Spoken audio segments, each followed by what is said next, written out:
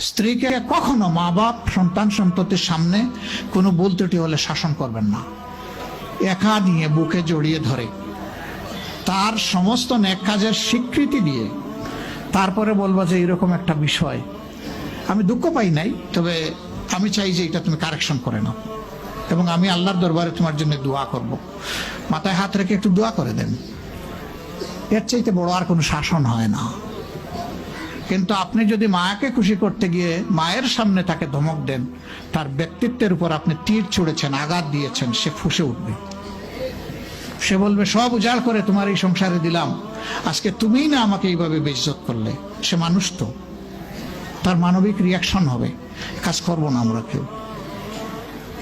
আমাদের জীবনের অংশ, আমাদের হাড়ের অংশ, আমাদের কলিজার অংশকে আমরা সেইভাবে সম্মান দিব ইনশাআল্লাহ। আমরা ভালোবাসবো সে আমার স্ত্রী, আমরা শ্রদ্ধা করবো সে আমার সন্তানের মা।